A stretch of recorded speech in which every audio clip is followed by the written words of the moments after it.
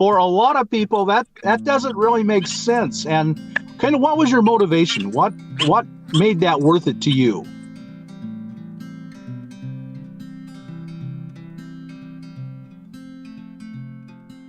Hi, everyone. Welcome back to my next video. Today, we're in for a real treat. As you can see, we are doing a remote interview. And in this case, it is very, very remote.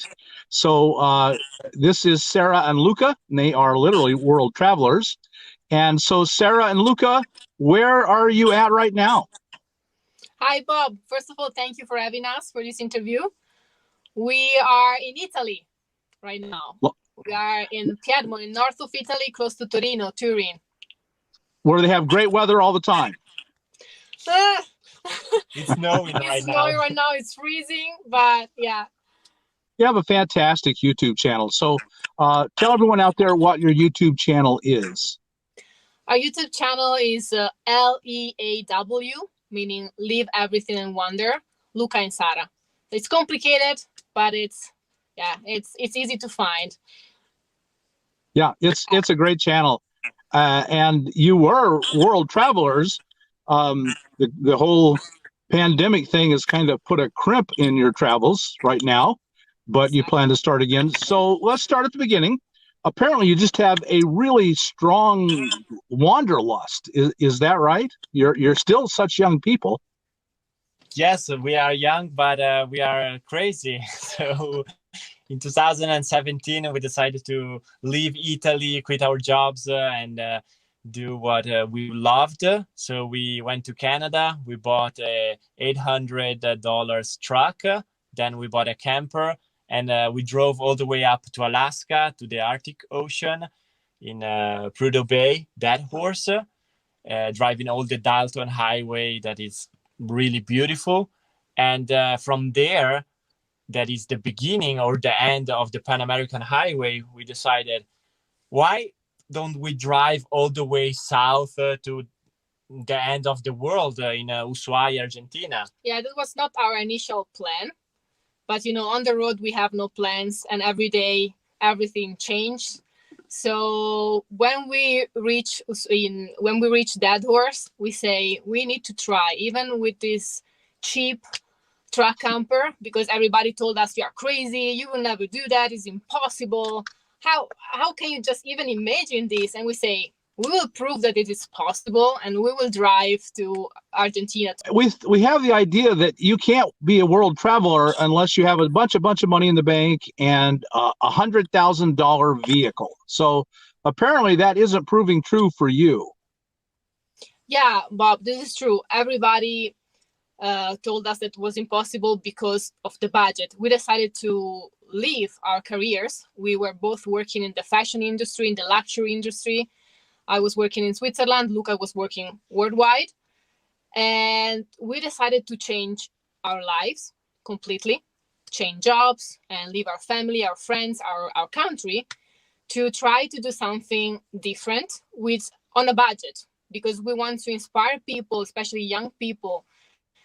And we would like to tell them that it's possible to travel long distance, to live in a van, to live in a truck camper, even on a budget. Sounds like you had really successful careers and you were doing so well, and you kind of threw it all away and started living in an $800 camper.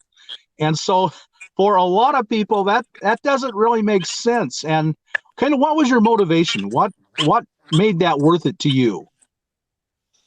I think when you get there in that kind of situation, especially in the luxury industry, in the fashion industry, it's crazy, and you don't have a life anymore. You're working all the time, during the day, during the night, and then you figure it out that it's not what you want to do. You don't want to spend all your life making someone else's dream true. You want to try to make your own dream come true, and we weren't so happy as we thought it would be. So we decided to leave everything and seek for happiness in a different way and travel in the world. I think it opens your mind, and it allows you to see and learn what actually makes you happy, because every day you are, learning something, meeting new people, and it's easier to find your kind of happiness because it's a learning process, I think. We applied for a working holiday visa for Canada.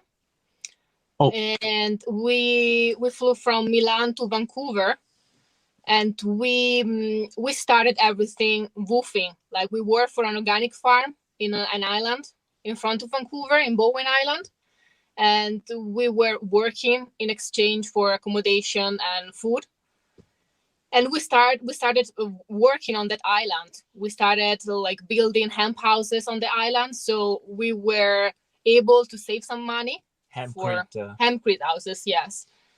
And we saved the money that allow us to buy the truck. And the drone, everything, the first gears. Yeah. And so you bought the truck and moved into it. And WOOFing, for people that don't know, stands for Worldwide Organization of Organic Farmers. And you find a farm you want to go to, you go there, you work, they provide a spot and food, and you learn. The main thing is to help the farmers, of course, but you also learn all about organic farming. So that's a really good thing. Yeah, and you made enough, you saved enough, you bought your truck and your camper. How much was that total? It was $800 US dollars the truck, and 1,400 the camper that we bought in Seattle. So we drove from Canada down to Seattle to buy the camper, and then we returned to Canada, and from there we start driving north, all the Alaska Highway till. Yeah, so in total was 2,200 US dollars. I imagine that with an $1,800 home vehicle, you've had some stories to tell about breakdowns. Oh no. Everything went perfectly, huh? Countless stories that sometimes they are really scary, because we decided to go in places in the middle of nowhere, because we were attracted by nature and all these places. Our truck is a four-wheel drive, and we wanted to see where was the limit of the truck. So we were going in places incredible, nice, but in the middle of nowhere, off the beaten path, with no signal, with nobody there.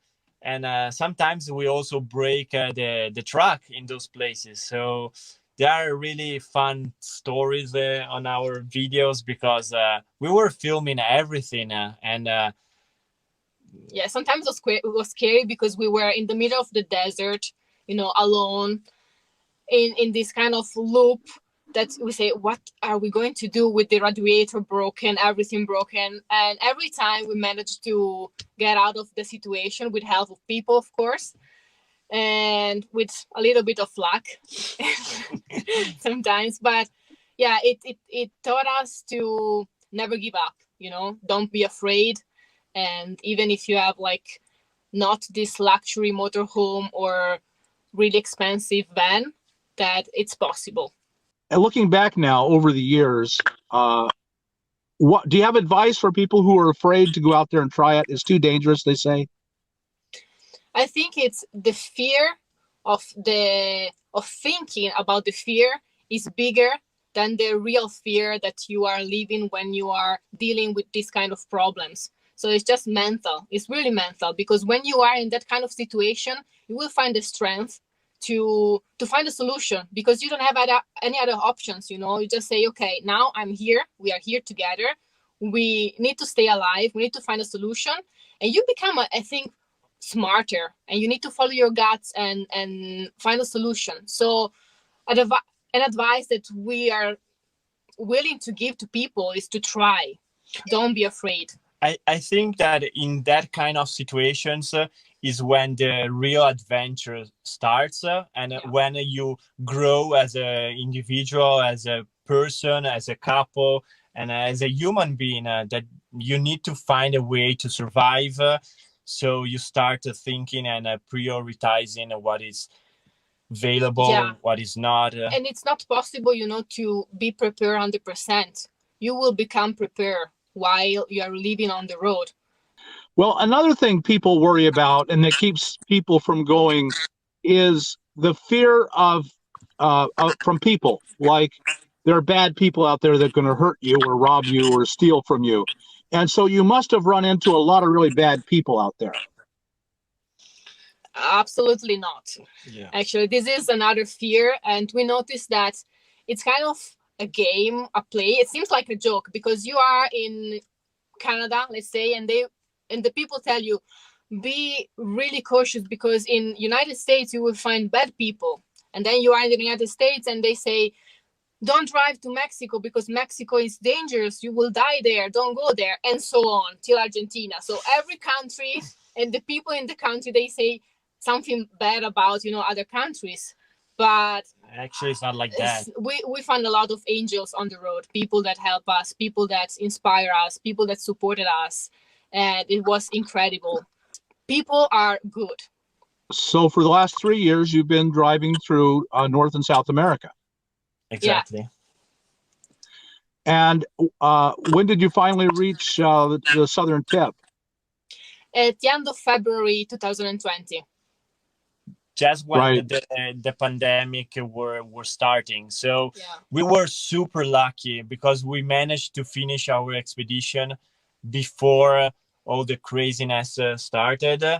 And unfortunately, we met a lot of travelers that they were attempting to do the same and they were stopped before. Yeah. So we feel really lucky and grateful to have been able to finish all the trip. Otherwise, now we will be miserable. Yes, unfortunately, we had to leave our truck camper in Buenos Aires, so it's still there waiting for us. And we flew back to Italy, where we converted this little van, and we when the first lockdown in Italy ended, we had a few months to travel Italy and do our van life tour of Italy. So how did you support yourself? So you've been on the road traveling almost nonstop and exploring for the last 3 years. And how did you make money on the road then? Did you just have savings? We started with savings, but the challenge was to start with 1,700 euro each. That it's about $2,000 each. Yes. Yeah, each. And per month? No, in total. This was the beginning. We decided to leave everything with $2,000 each. And a 50 kilos luggage. And a luggage. And then say, we will figure out on the way. And that is how we arrived in Canada with a working holiday visa and $2,000 each and a 50 kilos luggage. And from there, we were like, okay, now we need to start from zero. Yeah, and we were lucky enough to find a job straight away and make good money because, like, building hemp houses, they paid us really good. And we were doing two works. We were working for Woofing, so we had free accommodation and free food. And plus, we were working on a building site, building hempcrete houses. So we were used to work 18 hours a day, like crazy. So we kind of did the same in Canada, and we managed to save a lot of money to keep traveling. Every 2-3 months, we found a new job or a collaboration, and with that money, we managed to go ahead. But we never had like the total budget since the beginning. Yeah. Like, we knew that we had to work and figure it out. And that is part of the growing and of the adventure. Yeah, we had a really bad moment when we reached Los Angeles because we finished the money completely. And we stay in Venice like for 2-3 months. In Venice Stop Beach. Without traveling, without doing anything. Just go and buy some groceries and live with $150-$200 a month. And then finally we received some money from collaborations, and we were waiting this company to pay us. So as soon as we got the money, we decided, okay, let's go south. Let's enter in Mexico. And in Mexico was even cheaper. living, you know. So you need money to travel, but you don't need a big amount of money to travel, for sure. And so eventually your YouTube channel started to grow and make you some money. yes, Yeah, like 1 year ago, 1.5 years ago, yes. we started to have like more viewers, more followers, and then one video went viral. And why don't you tell us the name of your YouTube channel again? Yeah, it's LEAW, Leave Everything in Wonder, Luca and Sara. And so you end up, with the pandemic starting, you end up having to fly home to Italy, where you are now. And so you bought a small van that you converted. And what's next? So we came back and we had this little van that I used to race with motorcycles, with dirt bikes, and we decided to convert it. Our dreams will be to go back to Lucky Liu, is the name of our truck company in Argentina, bring him back to the United States. We would like to have, like, our biggest audience is from United States, Canada. So we would love to, North America, we would love to go back and have some meetup and travel in United States for a while. But in the meantime, I think we will try to travel Italy if they will allow us to travel Italy, and maybe some places here in Europe near Italy. But we will see. It's impossible to make plans right now.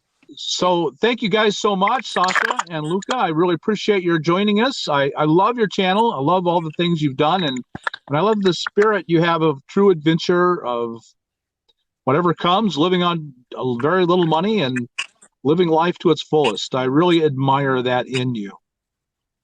Thank you so much, Bob. We love your channel too, and thank you for this interview. And thank you again. We hope everybody can travel again soon. Yes, hopefully this year we'll all be out on the road again, all over the world. Yeah. So folks, I know you got something really great out of this video. Be sure and go and check out their channel, Leave Everything and Wander, and stay tuned, because they're going to send us a tour of their new minivan, the van that they're in there in Italy now, and they're going to be traveling in all over Italy. So stay tuned for that. Watch that video coming up. And if you got anything out of this video, like us on YouTube, subscribe to the channel, hit that thumbs up button, and we'll talk to you later. Bye now. Ciao. Today's sponsor is me. I'm the sponsor of this video. And what I want to tell you about real quickly is I'm offering a course on both